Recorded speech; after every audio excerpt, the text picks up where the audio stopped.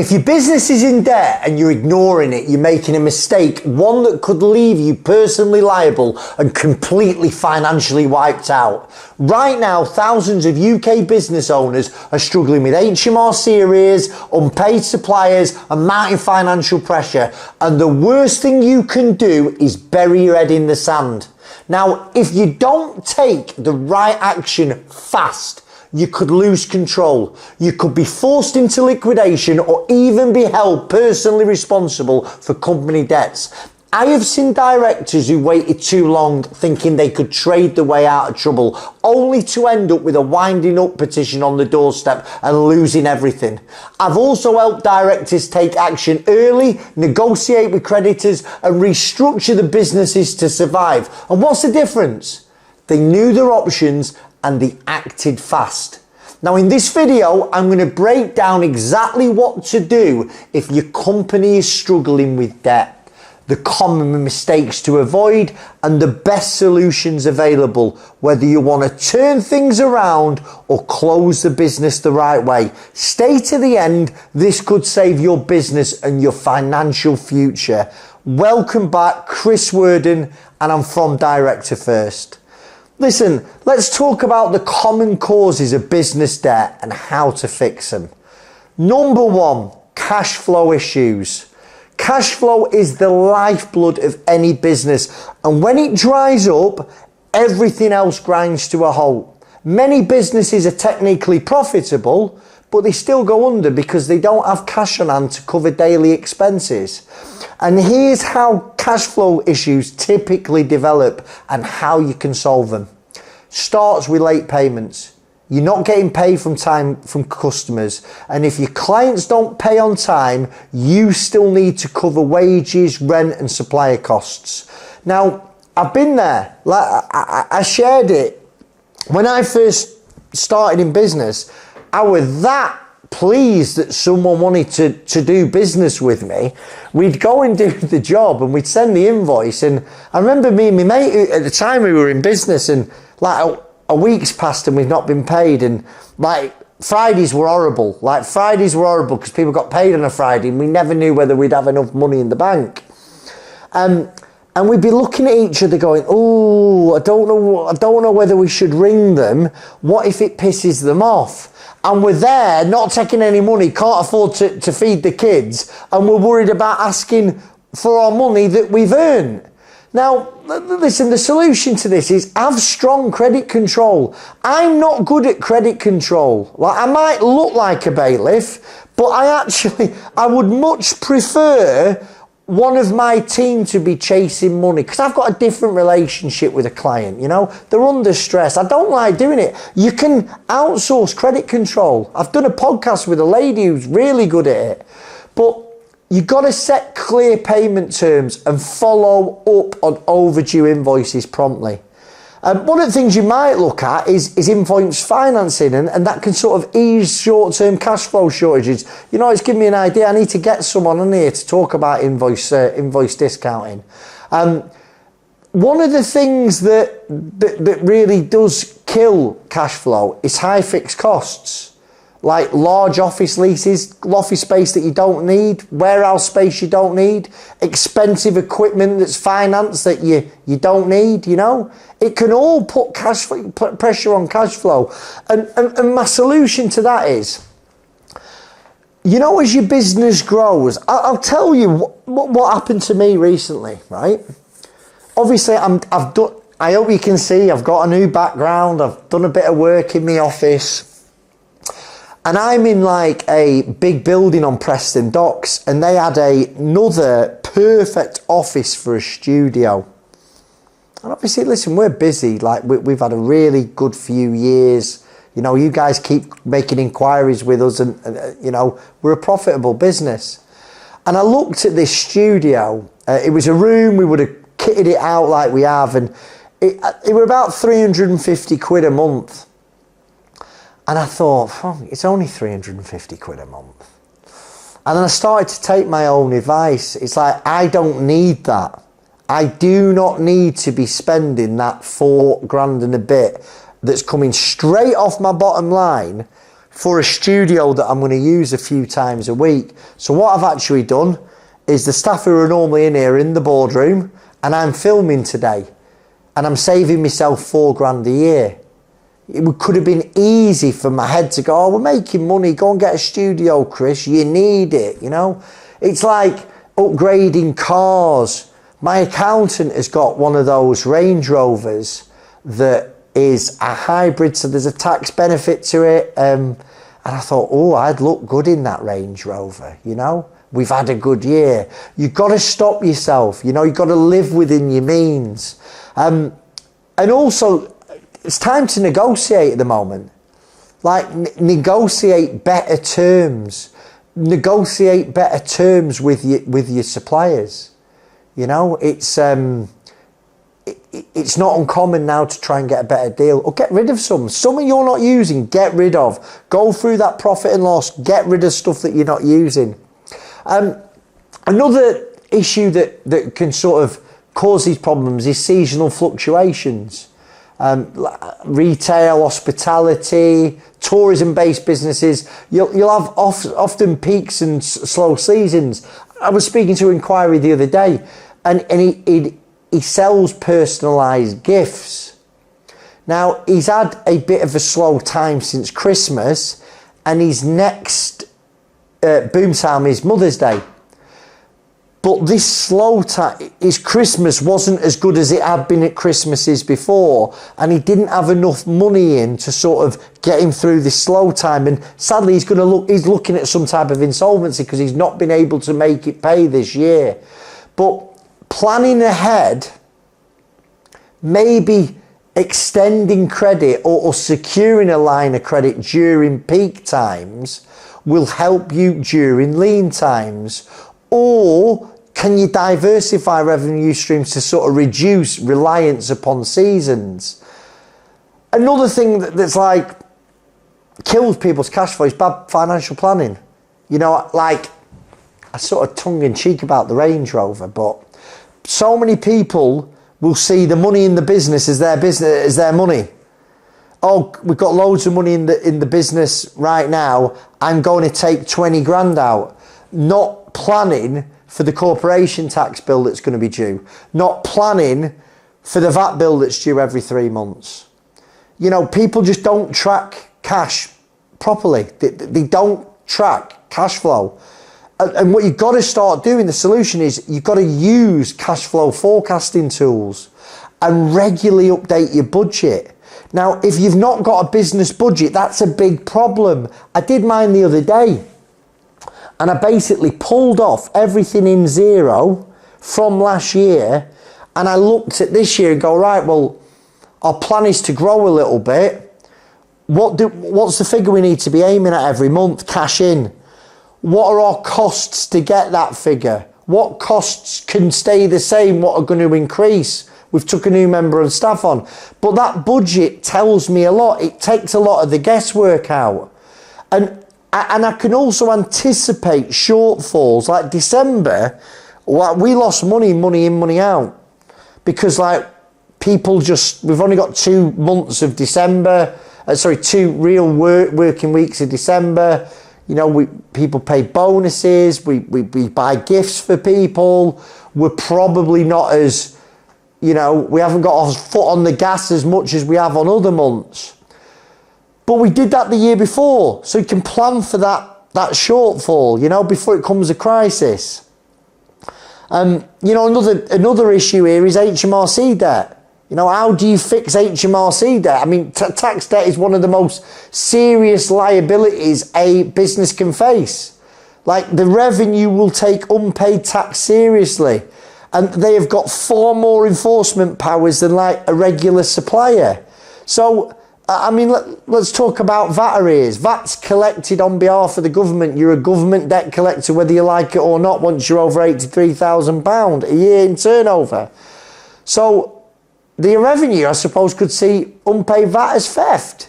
Like literally, you've got to be careful getting behind on the VAT because you're collecting the VAT in for the revenue. Now, I've made this mistake. You know, back when I was telling you the story about me and my mate, and we didn't want to ask anybody for money because we were frightened to death that they'd stop working with us, we'd end up using the VAT money. And I see it all the time. People will think that things are going to get better. They've not really got any budgets or forecasts to suggest that. They've just got a feeling. Remember, we're taught to be optimists. If your business is going down the toilet, you cannot be an optimist, right? You've got to be a realist.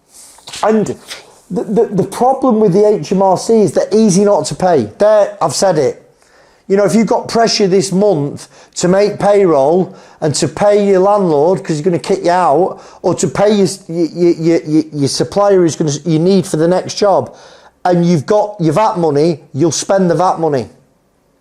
The key is you've got to get back on top with HMRC, and the best way to do that is something called a time to pay arrangement. And you can use this not just for VAT, but you can use it for PAYE, you can use it for national insurance. Like HMRC is a priority debt, but if you're behind with them, what you've got to do, you've got to make them aware of the financial difficulties that you're having early on. Hiding the problem will lead to faster enforcement. Like literally, honest, the revenue will send people out to your business to take your goods. It happens all the time. So the HMRC don't just turn up with a winding up petition. They don't just turn up with a someone looking to take your assets. It starts with phone calls, starts with letters, reminders to pay. Now, the best advice I can give you if you're a business owner out there is have more than one business account. Like I bank with Starling, and in Starling you can set up spaces. So I've got a space for savings, I've got a space for VAT, and I have got a space for corporation tax, right? So the example that's the easiest one is you get paid £1,000 plus VAT. So you've got 1,200 quid coming in your account, but 200 quid of it is VAT. Now, if you put that 200 quid in a separate VAT account, you can't spend it. Now, some of you are going to be watching this and going, Chris, you don't need to put the full amount because you're also paying VAT out. Okay, have a conversation with your accountant about the number that's right for you. But for easy reckoning, you put your 200 quid away in the VAT. You then put 200 quid away in a tax account. So you've got your VAT separate, you've got your tax separate. So when my VAT bill comes round, I've got more in my VAT account than I need to pay the VAT bill. That is a total million miles away from where I used to be. Because I get a VAT bill and go, fuck it, where's this come from?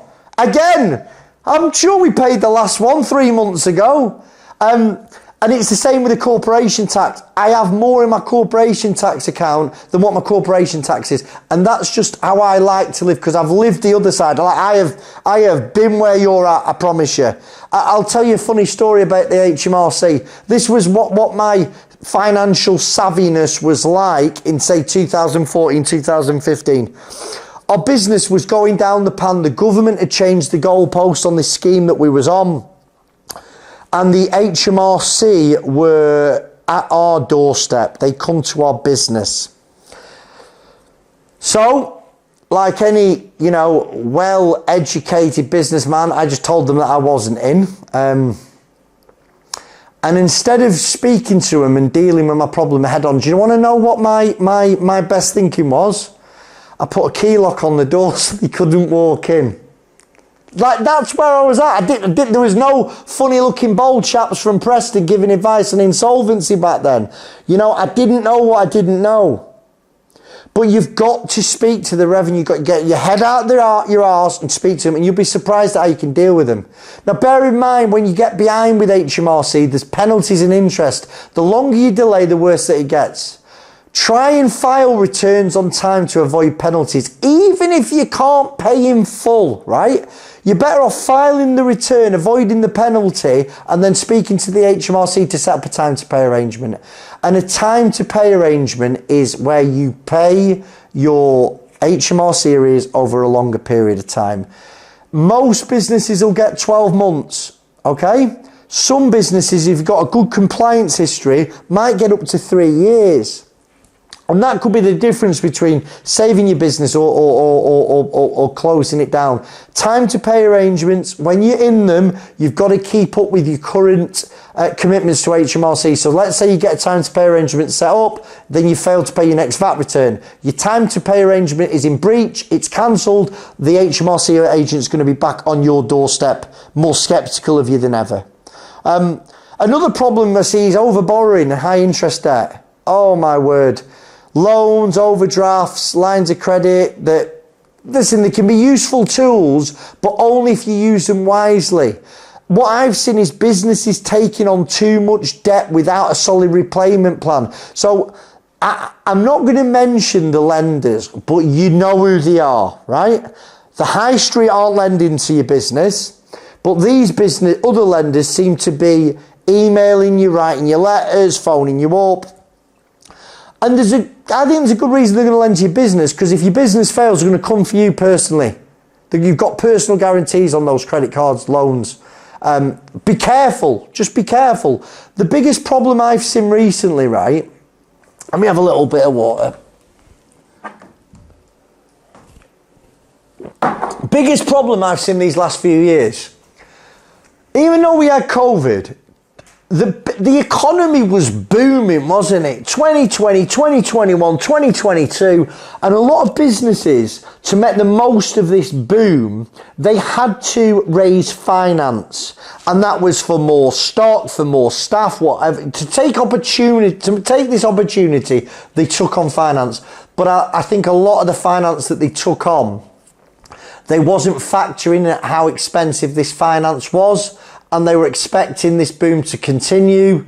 And obviously you get into 2023, 2024, 2025, cost of living crisis, supply chain disruption, people aren't spending as much money. So sales have gone down for a lot of these businesses, but this expensive debt and high overheads are the same. And it's causing a bloodbath out there. So you've got to remember, borrowing to fund operations is very, very risky. If you're thinking about taking on new debt, I think you need to stop, take a breath, and perhaps look at, can you improve profitability? Can you cut unnecessary expenses? Another thing that I'm seeing problems is merchant cash advances. Basically, what they are is merchant terminals, and they provide quick funding based on future sales, but the repayment rates are high. Listen, if sales are declining at the moment and you've took a merchant cash advance, try and renegotiate the repayment terms or explore cheaper financing options, because please be careful, a lot of these come with personal guarantees, okay? I want to warn you about credit card dependency.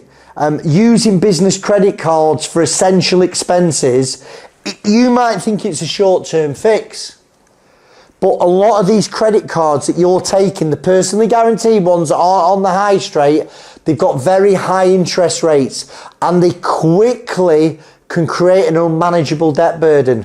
Try and consolidate credit card debt into lower interest business loan, or perhaps renegotiate better terms, or even, listen, if you're having to use a credit card to run your business day to day, that is a massive red flag for me. That's a sign that you should be speaking to somebody like me about your options. Obviously, I've got to talk about unpaid invoices and bad debts. We touched on it earlier. If customers don't pay you, your business suffers, and eventually it'll end up closing. Like, you've got to have that proper system for chasing unpaid invoices. If you don't, it's going to lead to serious cash flow issues. Please, please invest in a credit control system. Follow up on customers consistently. Listen, those who scream loudest get paid first. An old friend of mine used to say, shy kids don't get any sweets. I love that saying. You can implement automated invoice reminders, and that might take away a bit of the sting about ringing up saying, where's my money? I also see a lot of problems with people putting too much trust in large clients. Because if you've got one large client and they fail to pay, it can sink you. It really can. And I see a lot in construction where people get the, I've won the great job, Chris, and there's a 20% margin, right? But what they've not factored in is construction is renowned for knocking people on that last payment. That 20% retention's last payment, and it kills a lot of businesses. So to try and diversify your customer base so you're not relying on one or two large contracts. And one of the things that people need to perhaps be a bit more on the front foot is legal enforcement. Like, businesses avoid chasing debts legally because they think they're going to lose the customers. So let me tell you, I had it the other week. Company who has, listen, they're having to go through an insolvency. They're in the midst of it now. But a few weeks beforehand, they were a relatively small debt, had issued a winding up petition. They'd literally gone, I've had enough of this company, bang, winding up petition. It had not been advertised, but it landed on their doorstep, and they had to find the money to pay this. Now, that company that issued the winding up petition were probably prepared that if it got wound up, they'd get nothing. But lots of times a winding up petition will scare the life out of a director. So look at going legal. If you owed the money and they remain unpaid 60, 90 days, go legal. You know, literally go legal. Don't be scared. Get advice on it. I want to talk about how to prepare for sort of economic downturns, catastrophes you don't see coming. Because a well-managed business, it will struggle to get through these external things. I mean, look at COVID-19, Brexit, rising inflation. They are perfect examples of unexpected events that destroyed and is continuing to destroy many businesses overnight. Now, it's hard to prepare for this disruption, okay? But one of the most successful things that you can do is to try and have a war chest.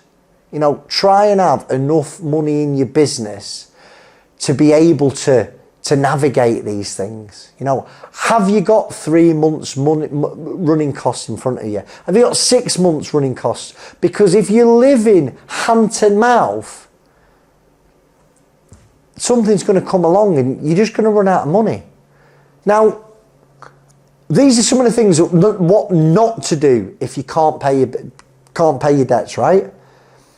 When a business owner falls into debt, they panic and they make bad mistakes.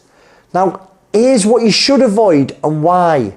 Don't ignore the problem, please. If you miss payments, creditors will escalate action. HMRC, banks and suppliers, they don't just go away. You've got to open up communication early and negotiate where possible. So if you're talking to somebody, telling them you're having a problem, there's less chance that they're going to go legal on you because they're listening to your proposal for repayment. Please don't take out more debt, not without a plan. Like, borrowing more debt to pay off existing debt is rarely a good solution. It normally makes things worse. If you're needing to take out these expensive loans, these expensive credit cards just to get through the month, that's a big, big problem. You should try and focus on restructuring the existing liabilities before you go and get new credit. Another thing you've got to be mindful of, guys, is paying one creditor over another. It's called a preference payment. If your business goes through an insolvency process like a liquidation, payments made to certain creditors like friends, families, directors, paying off personally guaranteed debts, they can be reversed. So if you become insolvent, you need to ensure all payments are made in accordance with the insolvency law, and that's treating everyone equally. Now, sometimes you might need to pay a supplier over everybody else to get some stuff to site to finish the job, but it's always got to be mindful that you're doing it with the creditor's best interests at heart. Again, you really need to speak to me about the specifics of this situation if you're worried about what I've just said. Be careful about trading while insolvent. If your business can't afford to pay its debts on time, your liabilities are more than your assets, or you've had legal action against your company, you're insolvent. Now, that's not to say you have to close your business down, because you might be cash flow insolvent, can't pay everyone at the moment, but you've got a big job starting in 6 months that will get you back on a firm financial footing. But if you continue to trade insolvent without hope of recovery, that's the important point here. Have you got any hope of getting this turned round? You could be made personally liable for debts. Seek professional advice early, try and avoid incurring further liabilities. And I want you to sort of understand options. Like, if you're struggling with business debt, you've got to act strategically, not a knee-jerk reaction. Like, there are a number of different options available. One, you just negotiate with people. You keep it informal. Your business is still viable. Creditors are often willing to negotiate as long as you're transparent and you work on a decent agreement. I've mentioned time to pay for HMRC. If you owe VAT, PAYE, corporation tax, they may allow you to spread the payments over an agreed period. Same with suppliers. Suppliers might accept reduced or extended payment terms if they believe your business has a future. Sometimes you might be able to do lump sum settlements. So if you've got access to some capital, some creditors might accept a lower amount as a full and final settlement. Now, if none of these things are working, you're still feeling the pressure, you might need to look at something like a company voluntary arrangement. And now a CVA is a formal repayment plan where you agree to pay back a percentage of your debt over a period of time, generally 5 years. And it allows your company to continue to trade while avoiding creditor pressure and legal action. Now, the good things to a CVA is it stops creditor action, it allows a structured repayment plan, avoids liquidation, but there are problems with it. You're going to need 75% of your creditors to agree to it, and failing to meet repayments will end up in insolvency as well. And if you're in a CVA, your credit rating is going to be through the floor. It's not for everybody, but in certain sectors, nursing, haulage, it's an ideal scenario. Again, if you're thinking of a CVA, you've got to speak to somebody quickly. Another option is administration. If your business has potential, but it's in serious financial distress, an administration could be an option. And an administrator basically takes control. They protect you from legal action while they're trying to rescue the company. And an administration often involves a pre-pack sale, where the directors of the insolvent company agree to buy the business out of administration and start again. Now, the pros to that is it gives you breathing room. It allows you to sort of get your breath, look at restructuring, and protects you against legal action. But the downsides is, listen, it can be expensive. You lose control, and it still can end up in liquidation if, a turnaround's not possible. And obviously, for liquidation, creditors voluntary liquidation. If a business is beyond saving, a liquidation allows you to close it down legally. It ensures that the process is done by a professional insolvency practitioner, and most of your unsecured debts will get written off. Hopefully, a director, you'll avoid any wrongful trading accusations. And the pros to it is it provides a structured closure, it eliminates unsecured debts, and it allows you to move forward. But the downsides to a liquidation is you might have an overdrawn loan account that needs to be repaid. There might be personal guarantees that you've signed for the business that will get called in. Things that you need to consider. Listen, if your company's in debt, remember the key points. Act early. Like, the sooner you take advice, the more options you'll have. If you wait too long, it limits your options. Don't ignore creditors. Ignoring the problem will only make it worse. Speak to the revenue. Speak to that supplier you don't want to. Speak to that lender as soon as you can. And consider professional advice. Listen, an insolvency practitioner or an insolvency professional can help you find the best way forward. So for me, it's like, you speak to me, tell me what's going on. Tell me where you want to get to. Tell me what your worries are. Tell me what your fears are. And is there any way we can get from A to B legally using a tool in the Insolvency Practitioner's Toolkit? Listen, if you've got any questions, drop them in the comments and I'll respond to them personally. If you want to speak to us, pick the phone up. We offer free, independent and impartial advice. Thanks for watching us. Chris Worden, Director First. God bless.